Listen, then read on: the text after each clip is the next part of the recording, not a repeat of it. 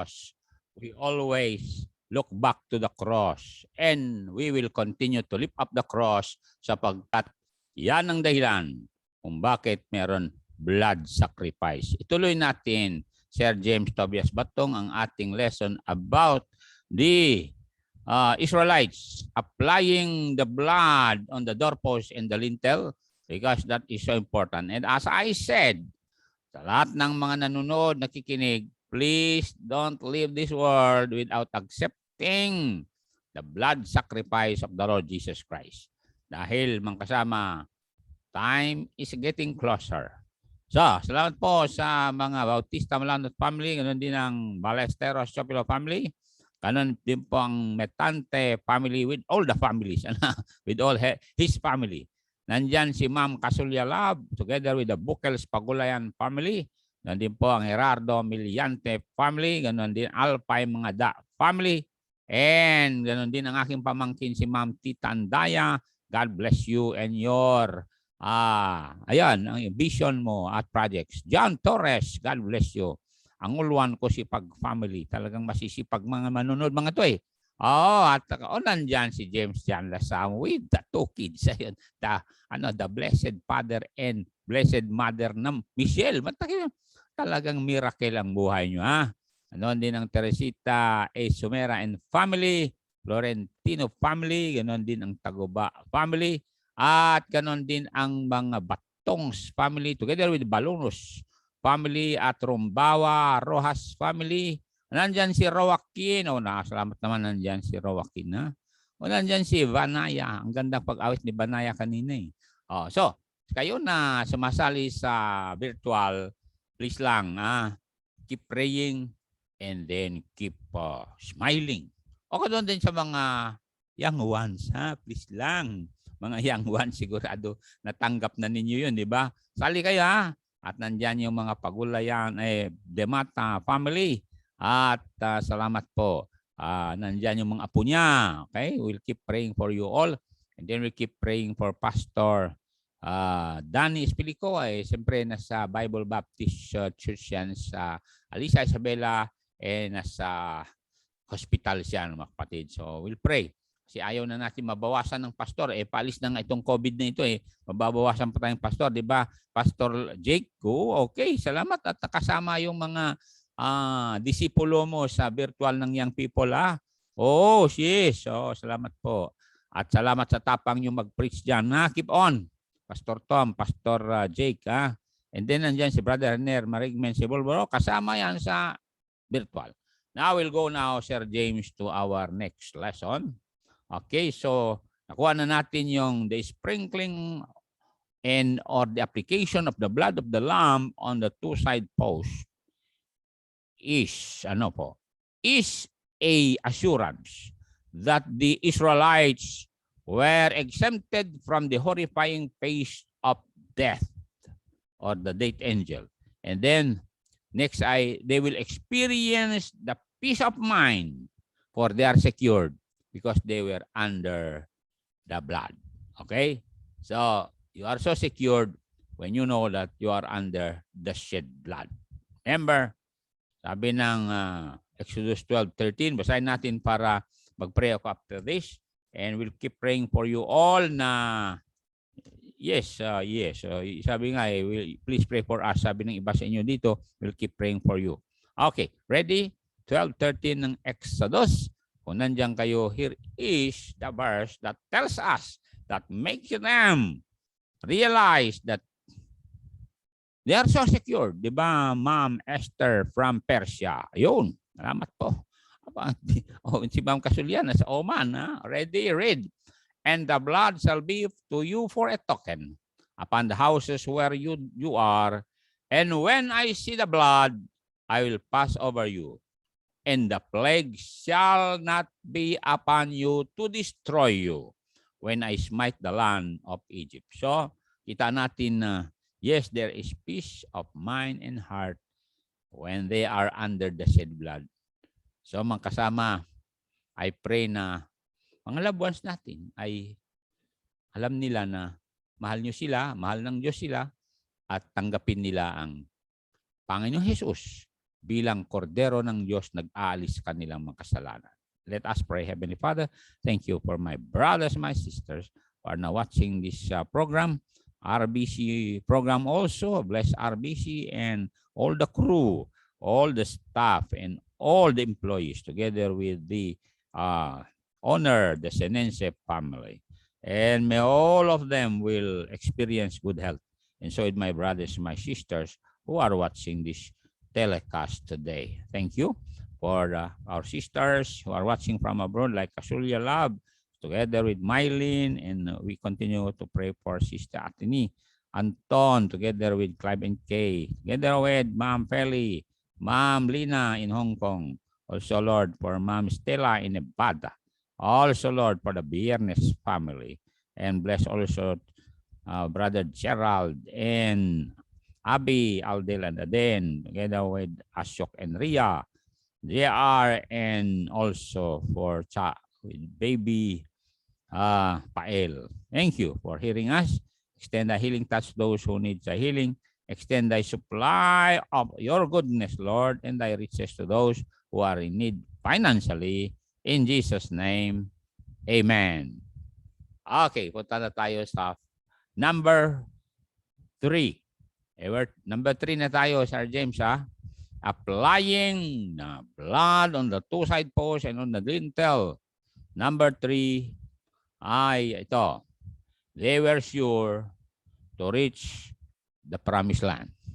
Yan ang magandang isipin ng bawat Kristiyano na kung ikaw ay nagsisi at dahil nagsisi ka, tinanggap mo si Jesus, you are sure to reach the promised land prepared for the Lord Jesus for us by the Lord Jesus Christ.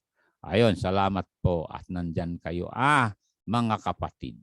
Now, we'll go to the verse that says we are sure. Are you 100% sure? Oh yes, taingan natin to. Sabi ng John 5:24, para ito yung assurance that the moment you come under the shed blood of the Lord Jesus Christ, you are sure of heaven before you die. Ganun yan. Kaya nga, dapat sure kayo, mga kapatid. Ready? Ang sabi niya rito, Lord Jesus Christ said, verily, verily, I say unto you, he that heareth my word, and believe on him that sent me, hath everlasting life, and shall not come into condemnation, but is passed from death unto life. Salamat po kay Pastor Gilbert Hernandez and Ma'am Weng Chua. Salamat po. Ikapusta mo lang kami po kay Mother Faye. Yes. So, yan. Salamat kay Pastor Gilbert. At ituloy nila yung yero, maglagay ng yero bukas. Okay. Maraming salamat po sa inyong lahat. So, kayo na nagsisi na tumanggap kay Jesus, hindi na kayo itapon sa impyerno. Siyempre, you have everlasting life eh. And ayon dito sa 11:29 ng Romans, the moment you accept Jesus Christ, hindi na babawiin yung eternal life. Dahil regalo nga yan eh. You see, gift of God is eternal life. Kaya huwag niyong kalimutan yan. And that's why the Israelites were so sure and assured that they will reach the promised land because they availed themselves sa blood sacrifice. They applied it on the two side posts and on the lintel. Kaya, sabi ng Diyos, when I see the blood, I'll pass over you. Punta tayo sa 11:29. Okay?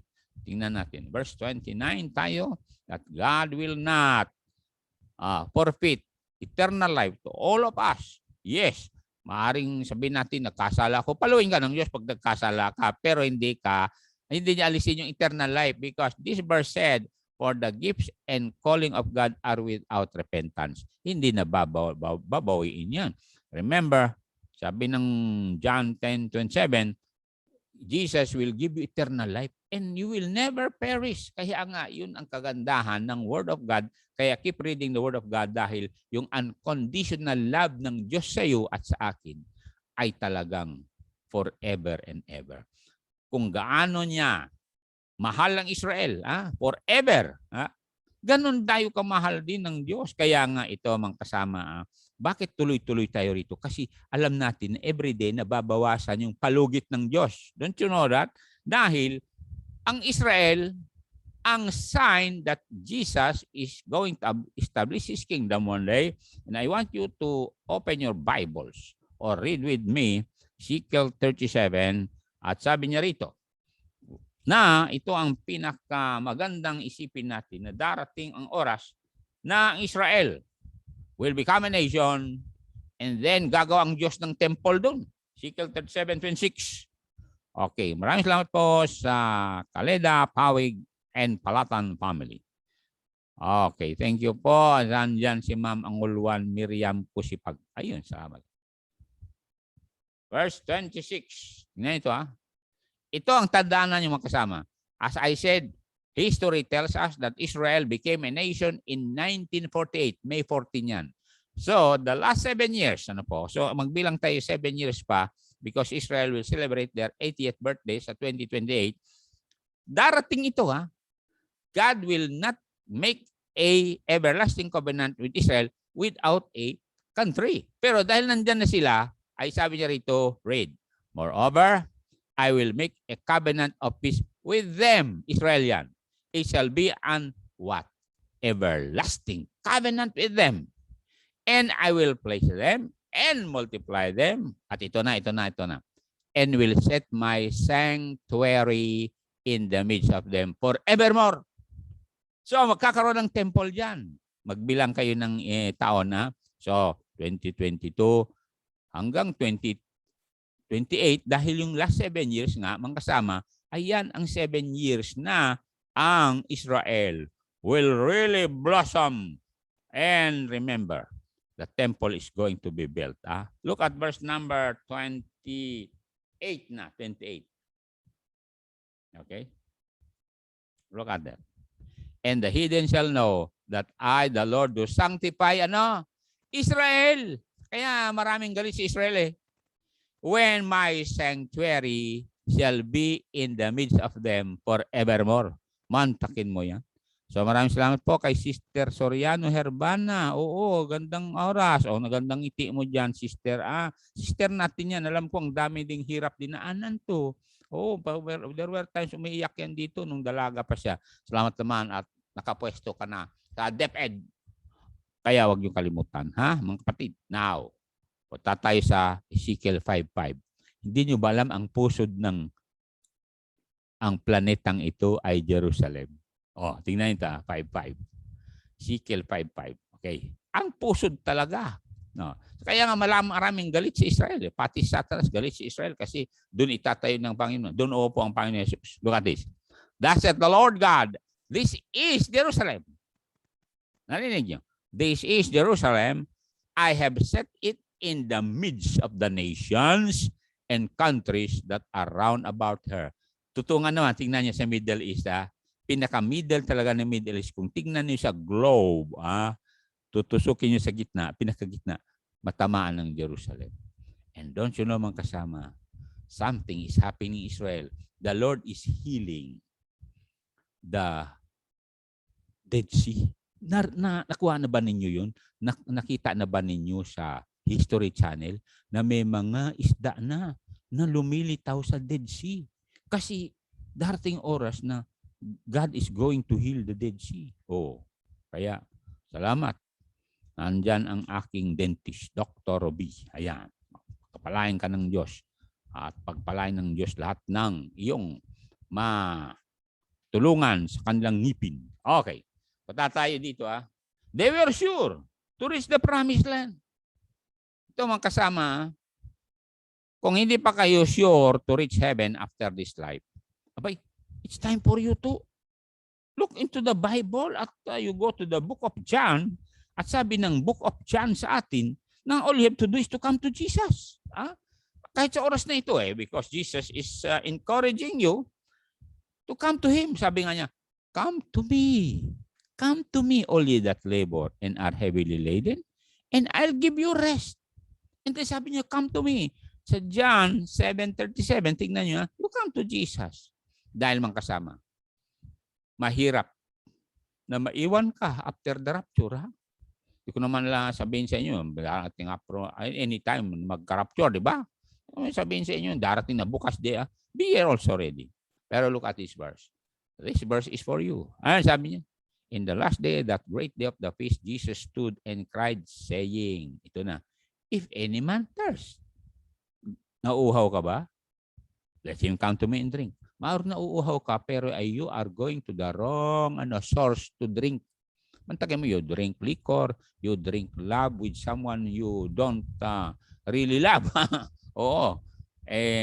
Ano nangyari tuloy sa'yo? Hapon ang napangasawa mo dahil lang love sa hapon ay rab. Oh. So mga kapatid, ang nakaraan na. So ang gagawin mo ngayon, looking unto Jesus. Look to the coach. Sabi nga ng Bible sa Hebrews 12:2, look to Jesus because He is the source of your strength, the source of your wisdom.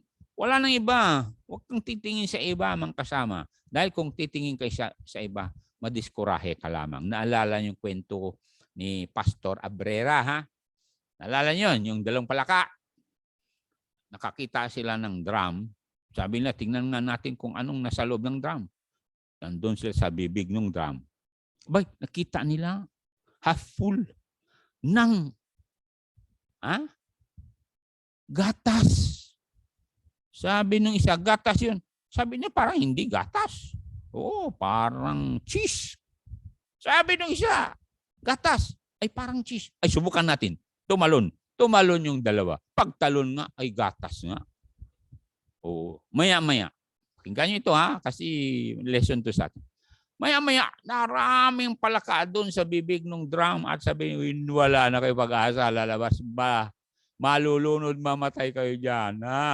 Kayo kasi nag-uusap pa kayo ng mga ganyan. Ayun, tuloy na pala nyo, sabi. Tawanan sila. Ngayon, yung isa, talagang nadismaya. Dinibdib niya yung sinabi nung nasa bibig ng drum. At alam nyo na namatay. Yung isa naman, langoy ng langoy. Langoy ng langoy. Maya-maya, because of the law of churning, it became cheese. Tumigas. Oh. Ngayon, nung tumigas, naging solid, ginawa niya, kumuha ng buwelo, tumalon, nakalabas. Sabi ng mga palaka sa bibig nung drum, paano ka nakalabas? Dahil, sabi niya alam nyo, lumangoy lang ako. Bakit hindi nyo ba narinig yung nasabi namin? Ano bang nasabi nyo? Sabi daw nung palaka. Mamamatay na kayo, kaya namatay yung kasama mo dahil narinig niya na talagang mamamatay kayo kasi wala na kayo pag-asa lalabas. Sabi ng palaka bingi kasi ako kaya hindi ko narinig kaya langoy lang ako. There are times mga kasama, magbingi-bingian tayo sa mga negative statement ng mga tao na hindi mo kaya yan. Kaya nyo, katulad yan, nag-virtual kayo, di ba? Ang gaganda ng boses nyo. Ang gaganda pa ninyo. Ang puputi pa ninyo, maputi pa kayo sa akin. Anyway, may kamag-anak ako doon sa mga gilid kasi magkakulay kami. Kaya salamat po, Panginoon. At meron pa kaming kulay. Ganon yan mga kasama. So, kita nyo rito, katulad ni Ma'am Lami Rombawa Magigad, tuloy-tuloy nanonood yan. Di ba, Pastor de la Cruz? Oo. And then si Preacher Daniel Alayban, tignan nyo, siya pa-relax lang, nakaganyan siya. Tignan nyo sa picture niya. It's because if you know you are a recipient of the blood sacrifice of Jesus and you had accepted Him, abay, talagang aawit ka na, I am bound for the promised land. Kaya ang gagawin mo ngayon, aawit ka rin ng to God be the glory. Palagi yan mga kasama, huwag niyong kalimutan, everything you say and do must redound to the glory of God according to 1 Corinthians 10:31. At sabi niya rin, pakinggan niyo ang to God be the glory. Mga kasama, ang buhay natin ay for the glory of God. Di ba? Lailani de Leon Tagala. Ano sabi niya? To God be the glory. Great things He hath done. So loved He the world that He gave us His Son, who yielded His life an atonement for sin. Yung pinag-usapan natin yung shed blood, that was an atonement for sin. And opened the life gate that all may go in. You see, all can come to Jesus and be included sa children of God. Di ba, Ma'am Makapagong? Amen, sabi ni Ma'am Esther from Persia. Oh, tingnan niyo. Salamat po. Talagang taga-Persia ang buhok mo, sister. Parang daw ng mais sa piyak. Okay. Tuloy natin ito, mga kapatid. Sure ka? Pastor, hindi naman na may nakikita ang heaven. Ito, kwento ko na naman. Nung pumunta kami na Pastor Balinas sa Cebu, okay? Alam mo si Pastor Balinas, taga-Antique yan. Sabi niya, Brother Billy, sabi niya, ang ganda dito kasi may mga lighthouse dyan mamaya makita. Mamaya, nung dumidilim na, nag-ilaw ng mga lighthouse. Sabi ko, Pastor, Brother Boy Balinas, sabi ko, paano na yan? Gabi na, hindi makita ng kapitan yung dinadaanan niya. Ay, sabi niya, galika. Kahit hindi nakikita, ay punta tayo dun sa captain's place na nandun yung manubela. Oh. So, ang ginawa namin, punta kami dun. Hindi tinitignan ng kapitan kung saan patungo yung barko. Ang tinitignan niya yung kompas. At habang nagkukwentuhan kami, sabi ng iba, anong tinitignan niyo? Tinitignan namin yung kwan kasi nag-aalala kami. Kasi yung kapitan, may hawak nung natawag na manubela. Hindi tumitingin. Baka mabunggo tayo. Ay, hindi. Sabi, meron mapa dyan at ayon dun sa tinuturo ng kompas, yun ang sundan nung naghahawak ng manubela. Ganun pa. Kaya hindi nagtagal. Akyat na kami sa cabin namin, tulog kami. Ay, at is kami kasi alam namin makakarating kasi kami sa Cebu. Alam nyo, kinabukasan, alas 7, may announcement. We are about to embark. Boy, nandun na pala kami sa Cebu. You see, mga kasama, all you have to do is to believe the captain of the universe. And when you trust the captain of the universe na si Lord Jesus Christ, ay kakaroon ka ng assurance. Makakarating ka rin sa heaven. You know why? Because He is carrying you. Don't you know that? Siya naman nagbubuhat sa atin. Don't you know na nakatawid na tayo from last month to this month? Sino gumawa nun? Kayo hindi. Amerikano hindi. Russian hindi. Ang Panginoon gumawa noon. Ayon sa Psalms 104. Kaya tayo dito, magtiwala tayo sa Panginoon. Sabi ni Colonel Mario Maragon. Di ba, Colonel? Pakinggan natin ang memory verse ni Colonel Mario Maragon sa Proverbs 3, 5, and 6. Ha? Mga kapatid, they were sure to reach the promised land. Anong sabi niya dyan? Amen, sabi ni May. At saka si Reelaya. Salamat Reelaya, nanonood ka. Palagi mo akong panoorin, Reelaya, para nakangiti ka palagi. Di ba? Sister Donna, Sister Banay, Brad Grayson, Pastor Tom. Yes, every day is a blessing from God. Tama yun. The fact, sabi nga ng isang pastor, are you looking for a miracle? Mga kapatid, the fact na nanonood kayo ngayon, miracle yan. The fact na gumagalaw ang mata nyo, miracle. The fact na may exhale, inhale kayo, miracle yan. Don't you know that? That's why you need to thank God every moment of the day. Anong sabi niya rito? Trust in the Lord with all your heart. Do not lean to your own understanding. Kasi ang understanding natin, paano yan? Ganito ng buhay. Baka, mga ibon nga, hindi pa namatay. Ang daming ibon dito. Hindi napatay. Wala namang kamay mga yan. Sa totoo lang, meron dito. Ang gandang ibon. Oo. Gusto kong hulihin, pero alam mo nangyari. Nahuli tuloy. Nahuli tuloy yung aso ni EJ at saka si Brother Cha. Totoo yan. Ang gandang klaseng ibon.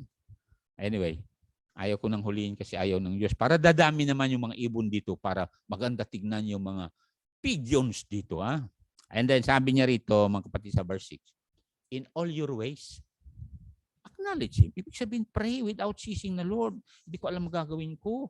We don't know the path ahead. And sabi niya, He shall direct your paths. Hindi direct. Kaya nakarating tayo sa araw na ito. Dahil yung mga harang, inalis ng Diyos. See? Kaya nga, gagawin mo, forget the past and reach out to the price of the high calling of God in Christ Jesus. O katulad yan, involved kayo sa ministry, boy, malaking bagay na ho yan. O katulad sa amin ngayon dito, paano kami makatakbo kung wala kayo, di ba? Kaya maraming salamat po sa maluluwang na puso't kamay. God will just bless you. Totoo yan. Katulad, paano magtrabaho si Pastor Hernandez, Pastor Bukel bukas kung wala. O di wala talaga. Kawawa naman. Mamaya ilipad pa yung yero na hindi pa nakapako. Di ba? Pero bukas nandito sila. Kasi may carport si Faith doon sa likod. Kasi, alam mo, kinakamaganda may carport doon. Kasi kawawa si Faith mag-igib pa. May host akong binili. So, ganon tayo dito, ha? Ganon. Okay. So, maraming salamat po. Ayan. O, tingnan mo yan. Thank you, Manang Flor. Salamat, ha? O, nanonood din si Manang Flor. So, you can be sure of heaven before you die. Kasi ganito yun. Dito sa Hebrews chapter 11, 13 to 16, heaven is a country. Tingnan natin, basahin natin para meron naman kayong assurance na wag ka sabihin nyo, ang heaven wala, puro bato yun, parang buwan. Hindi ang ganda ng heaven. Ready? Verse, Hebrews 11:13. Ang sabi niya? Yun, 11:13. Basahin natin, tuloy-tuloy natin. Para malaman yun, ang heaven ay bansa. Ready, read. These all died in faith. Namatay sila. Not having received the promise, but having seen them afar off. Tulad din sa atin. Alam natin may heaven. And we are persuaded of them and embraced them and confessed that they were strangers and pilgrims in this earth. Tama nga naman, di ba? Tulad yan. Ilan ang namatay na pastor? They were just strangers and pilgrims on the earth. Mga loved ones natin. Saan sila ngayon? Wala na. Pilgrims and strangers. You see? We are just a passing through. Look at verse 14. Verse 14 said, for they that say such things declare plainly that they seek a country. Alam niyo, tama na meron tayong country na Philippines. Pero hindi tayo magtatagal rito eh. Sabi nga ng Ecclesiastes chapter 1 verse 4, di ba? A generation will pass and another generation will come. Kaya kayo mga young preachers, kayo yung mga generation papalit sa amin kung hindi pa mag-rapture ngayon. 15. And truly, if they had been mindful of that country from whence they came out, they might have had opportunity to return. But, tingnan niyo itong bat sa 16. Ma'am Lillian May, ayan. But now they desire a better country. Bakit better? Wala nang troubles dun eh. Wala nang manlalamang dun. Wala nang manloloko dun. Wala nang satanas dun. That is unheavenly. Wherefore, God is not ashamed to be called their God. For He had what? Prepared for them a city. Alam niyo kung sino nag-prepare ng city? Ang Diyos mismo. Sino yung Diyos na yon? Ayon sa Bible, I go to prepare a place for you. Sabi ni Jesus. Kaya nga Jesus came, God who became man, para maging malapit tayo sa Diyos. At salamat sa Diyos dahil ikaw at ako, habang naglalakbay tayo rito, tiwala tayo sa Diyos. Kung minsan kasi, as I said noon, tingnan nyo ito dahil totoo na nangyari ito. Alala nyo na meron farmer, meron siyang buhat na maraming isang sakong mais. Bigat yun, mais eh. Tapos maya-maya, may dumaan na kuliglig. Kuliglig nakita nung may-ari ng kuliglig na kumpare niya pala yun. Sabi niya, pare, sakay ka sa kuliglig para madali ka makarating sa bahay niyo. Sumakay nga sa kuliglig. Pag sakay sa kuliglig, nakaupo, pero buhat-buhat niya pa rin yung mais. Isang sako. Sabi nung may-ari, pare, ibaba mo yung isang sakong mais para ma-enjoy mo naman ang biyahe hanggang sa bahay niyo. Oo nga pala no. Kung minsan ganun tayo, nakasakay na nga tayo, save na tayo, under the blood na tayo, pero nag-aalala pa rin. Baka hindi pa alisin ng Diyos yung burden natin. Kaya nga sabi niya, come to me, I'll give you rest. I will remove your burden. Maring may burden ka ngayon. Ang burden ay mabigat sa puso mo. Don't you know? Talk to Jesus. Be honest to Him and tell Him, Lord Jesus, meron akong dala-dala sa puso. Help me to forgive people. Help me to forgive myself. Ganun yan. At magbasa ka ng Book of Psalms. Oh, di ba, Lilian May? Pag nagbasa ka ng Book of Psalms, ano mangyari sa iyo? You will be lifted up. Bakit? Sabi ng Bible, one day ay gaganda ang buhay mo. Bakit? O ba, tama. Be honest to Jesus, sabi ni Brother Aliban. Bakit? Just be honest to him na, kung dala-dalang mabigat, Lord. O maaaring agawan ka ng blessing, Lord, thy will be done. Ganun na lang. And one day when the Lord Jesus Christ will come, lahat ng kailangan mo, lahat ng blessing nandyan sa'yo. Wala na nga sakit pa. Hindi na ako tatanda. Salamat po. Hindi na ako mag-alala sa kalbo ko. Salamat na. Hindi tayo mag-alala. You know why? Tingnan niyo sa 51 verse 3 ng Isaiah. Hindi niyo ba alam na magandang darating? Hindi lang si Israel kundi sa ating lahat dito. Why? Because we came under the shed blood nga road. Oh, narinig niyo ha? Ano sabi niya? 51 verse number 3, the Bible said, for the Lord shall comfort Zion. The one who will comfort you today is Jesus. Remember yung 2 Corinthians chapter 1, verse 3 and 4? He will be comforted. Bakit? Mahal ka ng Panginoon eh. Oh, hindi ba alam yan? Huwag mo isali ang Panginoon sa mga tao hindi nagmamahal sa iyo. Oh. Sinabi sa iyo, hindi mo kami kamukha, kaya hindi ka namin mahal. Ay, huwag kayong mag-alala dyan. Basta kamukha mo, Panginoon. Ano sabi niya? He will comfort all her waste places. Ibig sabihin lahat ng deserto sa Israel paggagalingin ng Diyos. Ano mangyari? And He will make her wilderness like Eden. Narinig yan? Yung mga makita nyo na deserto sa Sinai Desert. Alam nyo kung i-google nyo yun, matindi yun. Pero one day, uusbong yan. Like Eden, ang dami ng prutas doon. And her desert like the garden of the Lord. Ang ganda naman yan. And ano mangyari? Joy and gladness shall be found therein. Ano pa? Thanksgiving and the voice of melody. Ito mga patida, there is no need for us to wait for that day na may joy and gladness tayo. No. Right now, you can have joy and gladness kasi alam mo anak ka ng Diyos, hindi ka pababayaan, and His name is Jehovah Jireh, meaning God will provide, and Jehovah Shalom, Lord of Peace siya, nagbibigay ng kapayapaan. Hingiin mo kasi. Libre naman yun eh. And pinag-aralan na natin how to overcome the world, di ba? You can overcome the world by not loving the things of the world. Pag nakakita ka ng mga gamit ng iba, wag ka na mag-alala dyan. Bakit? Ikaw ay traveler lang. Traveler. Narinig mo? Pilgrim ka. Kaya buhatin mo na lang yung meron ka. Kaya nga sabi ng Apostle Paul, I have been to the University of the Jews and the Pharisees and the Sadducees. But when I became a Christian, I've learned one thing na hindi ko nakapag-aralan sa mga universities at colleges. In fact, sabi niya, I became a lawyer. But what happened is, I became proud. And I became, violent. Kasi pinagpapatay yung mga Kristiyano na hindi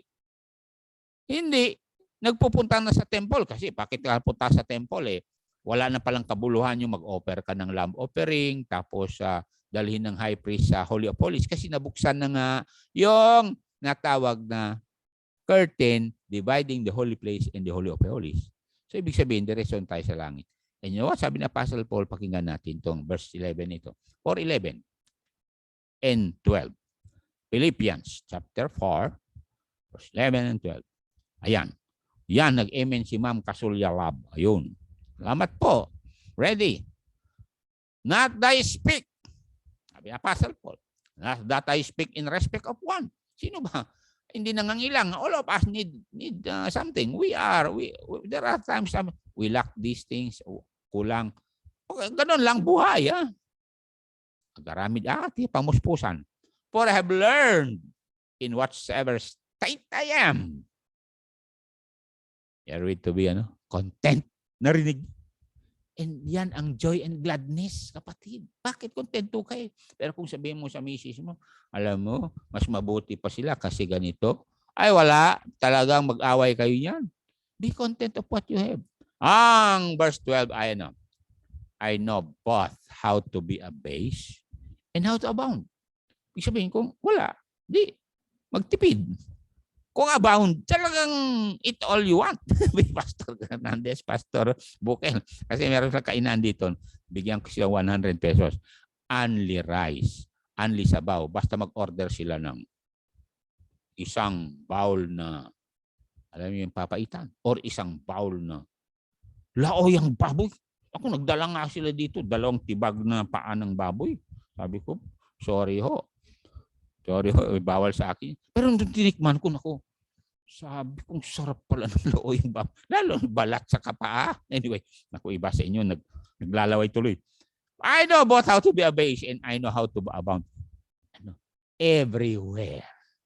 Ibig sabihin, bilang missionary, walang lugar na hindi talagang maging kontento. Everywhere and in all things, I am instructed both to be full and to be hungry, both to abound and to suffer need. Ganun lang buhay. Kasi hindi palagi summer. Remember, winter, spring, summer, or fall.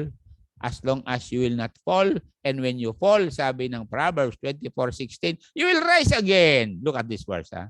Okay? 24:16. Babangon ka dyan. Huwag mo sabihin, hindi ka makabangon. Yung nga, natumba na malunggay dito, bumangon. Sabi ko, okay yung malunggay, Oo. Pinutol ko, ipinatog ko sa tabi. Sariling nag-ugat. Sabi ko, okay, ito survivor malunggay. Okay, ready? Diyan na kayo. For a just man. Ikaw yun. Just means person who had received the blood sacrifice. For a just man falls 7 times and riseth up again.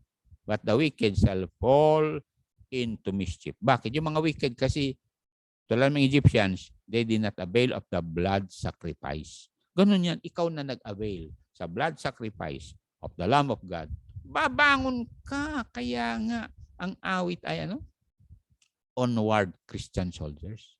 God's will nga, sabi ng awit ng mga young people, di ba? God can. The impossible will become possible. Don't you know? Nakatawid nga tayo from last month to this month. Miracle ho yan.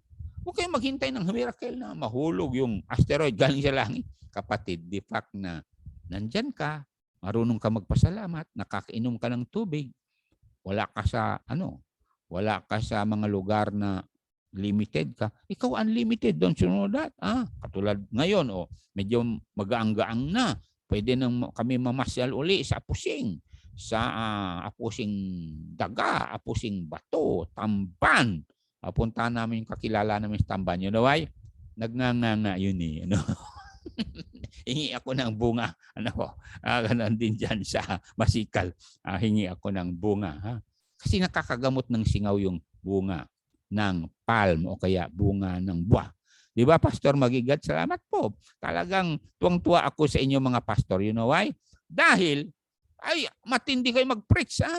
Antakin nyo yan. Oo, kaya maganda yung outline ni Pastor Frank Magigad kanina. Oo. Kaya salamat sa Diyos sa pandemic na ito na maraming pastor na sa live streaming. And yan ay signs of the last days. Bakit? Katulad nitong broadcast na ito, live na live tayo throughout the world. Don't you know that? Tulad sa California, yung mga pamangkin ko dyan, sila Mulen, Pitong. Doon sa Nevada, sila Ma'am Estela, Grisoma. Si Grisidoma na po. At saka, ayon sa Middle East. Sa Hong Kong kayo that is in the Bible, don't you know that? The sign that the Lord's coming is so near, when the gospel will be preached into all the world. Pantakin mo, sabi ko sa inyo, si Sir Clint Rigos, napanood pala niya ako sa YouTube. Ang YouTube pang international na yun. Pwede mong hanapin lahat, di ba? Oo. Kaya, katulad ni Pastor Frank Michael Magigad, napapanood yan sa whole world din. Kaya nga sabi niya rito sa Matthew 24, I want you to see this. Ang verse 14. Talagang isa yan sa sign that the Lord Jesus Christ can come anytime na. Okay. Nang sabi niya, 24:14. And this gospel of the kingdom shall be preached saan? In all the world. Totoo yan. Maliban na may mga missionaries tayo pumunta from the Philippines to all the world. Sa pamagitan nito, katulad ni Pastor Lomer Hope, nanonood ako sa kanya ba? Sa Cambodia, meron siyang Hindi ko maintindihan. Basta, good morning, sabi daw niya sa akin. For a witness unto all nations, and then what? Then shall the end come. End of human civilization to be taken over by the Lord Jesus Christ. Kaya nga, they were sure to reach the promised land. It's because of the blood. And kung hindi pa kayo sure, please lang, magpakumbaba. Aminin nyo na hindi yung church nyo makakasave sa inyo, hindi yung pera nyo, hindi yung kagwapuhan, kagandahan nyo, hindi yung organization nyo, hindi yung inyong fraternity makakasave sa iyo. Call on the Savior. Kanyan, person yan eh. Ha? Tao, sabi ko, pero ang Diyos nagkatong tao. See? Person yan. Call on Him. At papakinggan kayo niyan. Oh. Look at verse 44. 24:44. Yan. Salamat po kay Rona Marin. Yan ang sinasabi ko, Ma'am Rona. Ma'am Rota. Meron kaming Ma'am Rota din. Ready, read.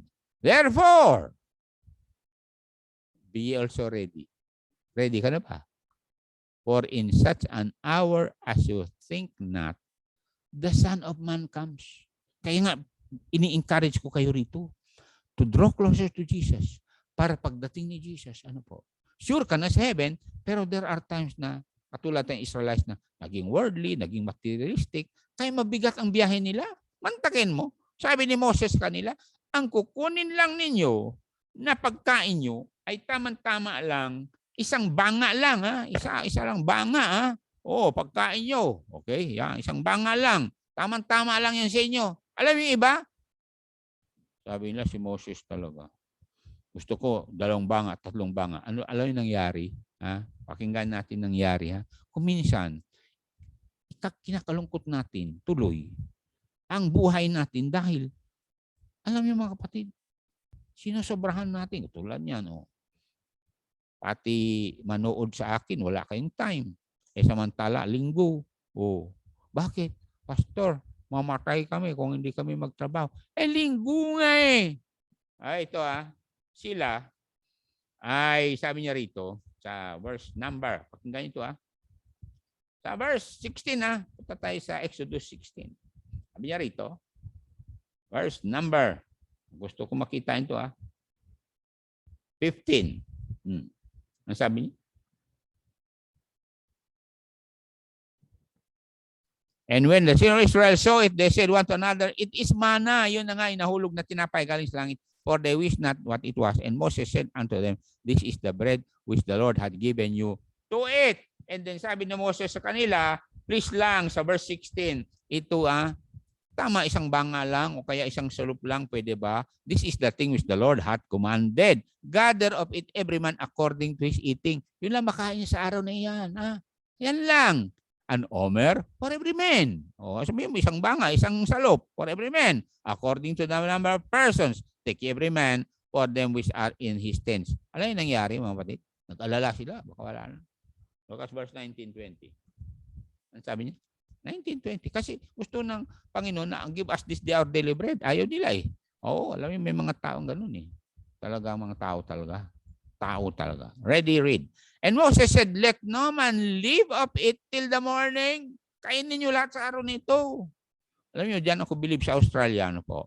Pag nakain na sila, pagkatapos meron pang sobra, tapon na nila. Tayo rito, ilagay pa sa rep. At kung ganun, dikdikin. Lagyan pa ng sili. Okay lang. Okay. 20. Notwithstanding, they hearken not unto Moses, but with some of them left of it until the morning, and it bred worms and stunk. And Moses was wroth with them. There are times mga kasama na kinukuha nating araw ng Diyos magtrabaho, and later on, dahil pagod na pagod tayo, nagkasakit tuloy tayo in such a way na yung ating pinaghirapan, ginastos natin, sabi nga ni General Tagindon, ginastos natin for our health. Mantakin mo yun. You lay up wealth for many years while you are working, and then pag nag-retire ka, you are using that for your health. Bay, ayoko naman mangyari sa akin yan. Kaya, ito. Sa edad ko ganito, I'm not spending money for my health. daily food meron. Oo.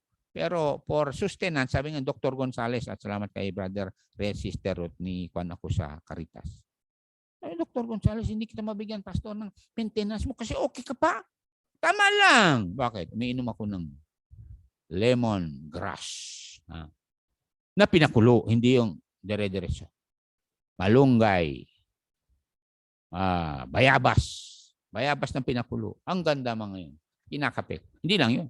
Umiinom ako ng ampalaya. Down ampalaya. Ha? Oh, totoo yan mga kasama. Ay mga mapapait and it will make you strong. Lalong-lalo na pag dumating Pastor Bukel, may dalang. Okra. Thank you. At minsan, may gabi. Okay, Pastor Calyo, salamat sa padala mong lansones. Galing daw sa amin, sa Apayao. Bakit alam ko galing sa amin sa Apayao? Kasi may kasamang mga langgam. Ay sabi ko, langgam sa Apayao to. Anyway, what a joy na meron kayo mga kasama na may concern sa inyo, di ba? Kaya huwag niyo kalimutan yung mga kahit pa paano nag-pray sa inyo, tumulong sa inyo ng konti, sapagkat mahal kayo ng mga yan. Dahil sila ay kapatid ninyo kay Jesus. Okay?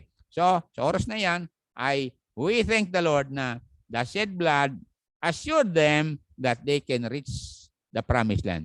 The shed blood of the Lord Jesus Christ assured us that we will reach heaven one day. It's because that shed blood is for us when Jesus died on the cross. Kaya huwag mong kalimutan yung atonement. When Jesus atoned for our sins, He was the one who paid our sins. And basahin natin bago mag-pray.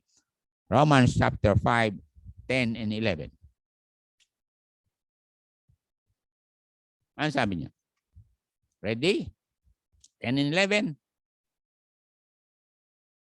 For if when we were enemies, we were reconciled to God by the death of His Son. Much more being reconciled, we shall be saved by His life. And not only so, but we also joy in God through our Lord Jesus Christ, by whom we have now received the atonement or the forgiveness, the pardon.